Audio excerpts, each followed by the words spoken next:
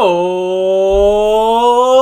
morning, afternoon, and evening, Supercoach Elites. Welcome back to another Supercoach Elite video. Proudly sponsored by the Patrons at patreon.com/SC Elites and our mates over at Elite Breaks. Hit them up on Facebook and Instagram.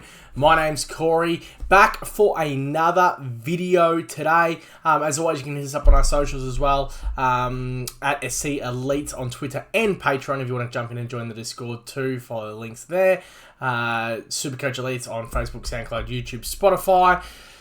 Here we are. Now, I did try and hold out a little bit till the 5 o'clock teams dropped. Essentially, I just wanted to have a little bit more knowledge in regards to the Ruck line and everything, talking trades. I am going to talk about a couple of little things that are crossing my mind right now. As you can see my team up on the screen.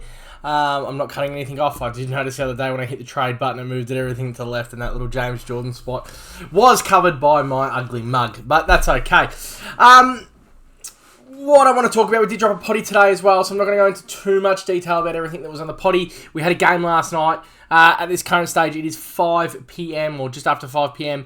on Friday night. So yet to see the Pies and the Swannies, but a couple of little things here. I took the Livingston loop at a 102 where my team was at the time. Regretting that now after last night's game. Again, we spoke about it on the podcast, but that's what it was. I needed 20k at that stage. Previously I did have Petrarca over Rosie. You will see I have 60k in the bank. But I used it there. Was not projecting the injuries that we were going to cop. But that's okay. First things first, while we're on the Gibus topic, I am going to say it is a hold for now, the next couple of weeks while he's off. Do not do anything rash like trade to someone next week. Unless you're missing Howes and he pops again. You know, anyone that's on that third game I can understand. But let's wait and see. Let's touch it up next week. One thing with Gibus, and we did touch it on at the back end of the potty, is I want to have a little bit of money in the kitty if you don't have them Ambrosio. And I think another one is there too. We've got Burgoyne in my team not at the moment, is Caulfield and Pink. So we get a look at all those players. I just think that with the Gibus situation, you do want a little bit of cash just either way of the players that you think you will want. So if you're not running D'Ambrosio, make sure there's a little bit of money, because to do it in one rather than two will be handier. So, a couple of things for my team. Now, I've played around with a little bit here. This is kind of what I'm settling on. There are some realms of possibility. One of them is just to have a little bit more money in the kitty. I'm set on Tim English, by the way, and you will see this little weird setup here. I am preparing for the captain's loop. So for those who don't know how to do a captain's loophole, we've got Livingston playing on the second last game on Sunday night. Leave the captain on him. If I want to take Tim English's vice captain score, I just leave it as it is. Otherwise, I switch the captaincy around. You need it on a non-playing player. Make sure you put the emergency on Grundy. I've also done this for the fact that I can actually have a look at Grundy tonight. Now, Grundy, premium. We shouldn't be worried at all. I think minimum 100. But just in case something goes wrong, it is there. When you've got the loops, use them.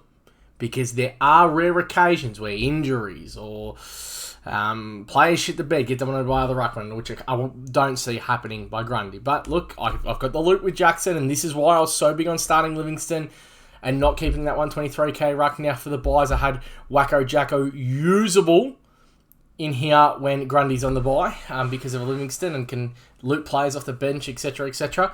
So if Grundy was to go bad, I can swing Jackson in there. Jackson staying in my team. I'm kind of going to go through player by player, my thoughts, and if I've had a look at something else. So Dacos, absolutely locked.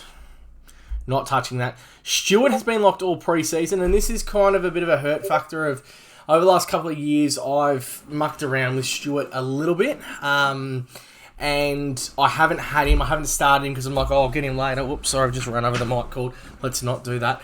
Hadn't had him, hadn't started him, and it kind of come back to hurt me when I was waiting for the price drop. So this year, apologies there. This year I did not want to not have Tom Stewart. It was a big one for me. It was Tom Stewart, just started, hurt factor, yeah. Once during this whole preseason have I moved Tom Stewart to oh god, what's his name? Sheasel. So that position there will be Stewart. Elliot Yeo. So this is the one I had to play with, and I will show you the kind of secondary play I've had in this team. Oh god, we can't have lagging now. It's gonna pop me over here. You already know what that is, and I'll fix that up in a second. But it was Elliot Yeo and Harms out. Hypothetically, swing MACRAE into the midfield just for the purpose of this little video. It's going to do that. That's all right. And it was the likes of... It was CADMAN, but I will use just Thomas for this. Thomas and... It would have probably been Sinclair if he was fully fit, but at that stage I did do Sheasel. So, over the weekend I need to decide, is it going to be Harvey Thomas... or CADMAN and most likely CADMAN and Sheasel, or Yeo and Harms. I'm leaning towards Yeo and Harms. I know a lot of people would be like, just pick Sheasel. I'm very optimistic on Elliot Yeo. I think the only thing that's going to go wrong with Yeo is potentially the body. With 40 trades, I think I'm happy to make that risk. Take that risk, I should say. So look, that's what we are there. That was the Elliot Yeo. So that's and that kind of crept up on me yesterday, I think. I hadn't really looked at it too much before that, but yesterday it popped up that maybe cause, maybe. But no. Gibus, we're going down. D'Ambrosio locked in. Williams was not good, but okay with a 48 in the first half, so that was handy. And then shocking in the second half. So with 2 weeks, you're not going to do anything. You're not going to piss it off. Howes again.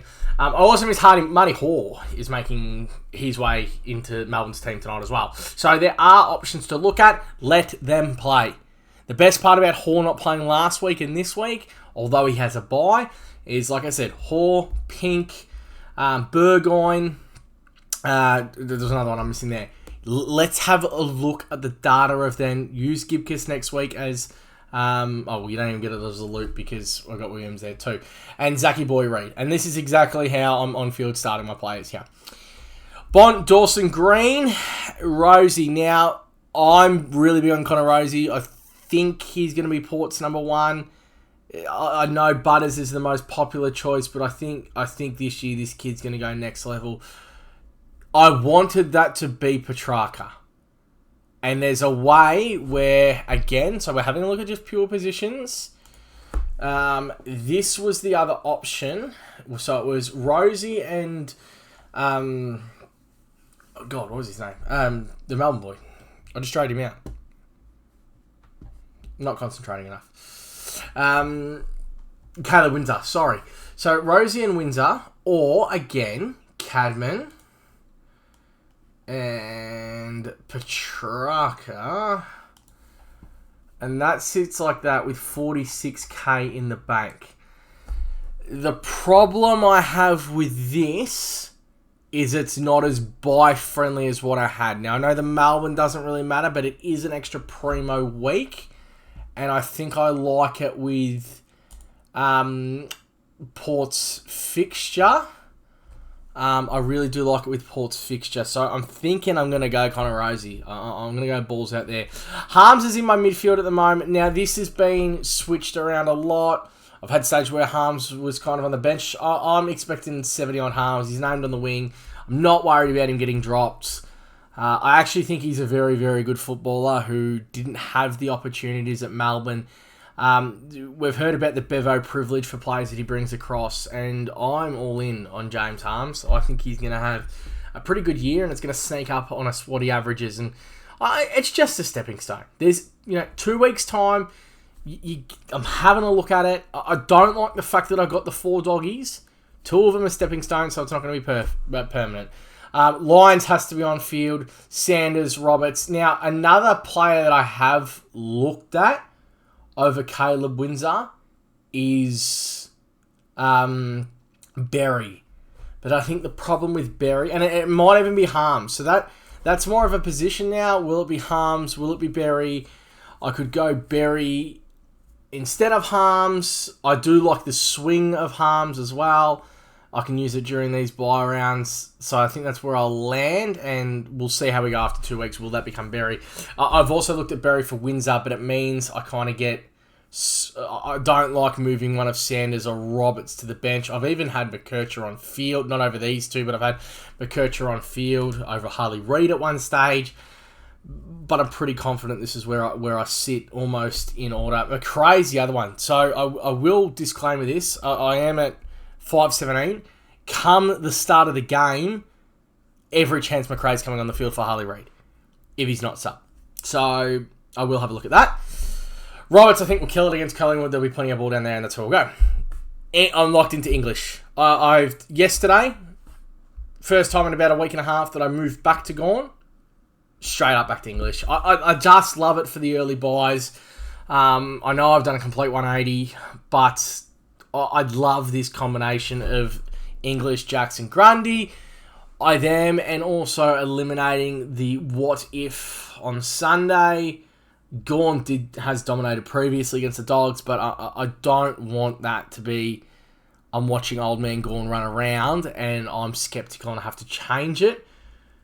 Don't change it now based on my opinion. If you hadn't been looking at English, and it had been Gawn and Grundy, stick with it. Don't go... unless the money's there and you want to do it. If the money's in your kitty, it's okay. And that's what happened to me. I had the money in my kitty after I... got the rest of my team alright. If the money's in the kitty, by all means, go for it. If it's not there, do not destroy your team at the final hour to get it done. Now, one thing I will say is it's Carroll is probably going to be a correctional for me. Obviously, they've got the bye next week, but the week after, I think Carroll will be coming in. So, again, I don't mind going lower on Windsor now to have a look at a CADMAN, but I might as well have that second look at Windsor too. They have the bye next week. Windsor could actually potentially have a price rise when Carroll's on the bye, and then that might be Windsor down to Carroll, depending on score. It might not be Windsor, but it will be someone. I just love the midfield win. It's 51% CBAs last night for Carroll. Crazy stuff. When a game was absolutely on the line, he was there. Jackson's locked in for me. Fishers are the biggest freaking lock that I can see. Fifey Boy will run with James Jordan. Harley Reid at the moment, which I think it will be MACRAE, because I personally, I'm not going to touch on this too much because in an hour time, I could be wrong, could be right, but I will start MACRAE if he's not sub. Sexton, lock it in. So Windsor and MACRAE on the bench. Don't mind if that's CADMAN. A lot of people gone Bukakarmas. There's so many options. Do not start a zero in any other line. We say this every year. I say do not start a zero. I waited till 5 o'clock because I did want to see if Sweet was going to be named. Because if Sweet was in, Livingston was out. That was a no-brainer because we've already got Gibus there. And like I said, pre-season, don't go with zeros. Don't go with zeros. If Naismith was named, he was picked. If Sweet was named, he was picked. They're not. I go with Livingston. They may come in. I may have to trade as a correctional early. Would have much preferred to start Naismith, but it is what it is. Do not go in starting a zero in any other line. We've got Gibus already. I know we're going to fix it, but they come. Players get dropped from nowhere. Players have poor form. Players get injured. It all happens. Another cool thing, another thing I just want to touch on before I wrap this up is definitely check your cashies if they're live. The worst part is it comes up with this really annoying format where it should just open up after every game, dead set. I hate that it doesn't. It should just open up that one game. But you can kind of tell who's got who. I know this guy's got Gibus or Frothy. I will not call him this guy. I'll give him the respect he deserves. Froth, one of our beloved Patreon members, has Gibus on field here, as well as Zach Williams. Just check it out. You can kind of base who they have off their scores. And, you can come to a gentleman's agreement and have a talk each game as it goes. That's where we are at with that. All right, I'll wrap that up there. Any questions, pop them down below. I'll try and answer them over the weekend on the YouTube as well. If you are a Patreon member, hit me up there. You're more chance to get it. If you are in the Patreon, send through your teams, and I'll tell you what I will do, what I won't do. It's been a pretty busy day. It'll be the next hour and a half, 2 hours, will probably be a little bit crazy, but that's all good. On behalf of myself and the patrons at patreon.com/SC Elite, peace out and thank you for watching.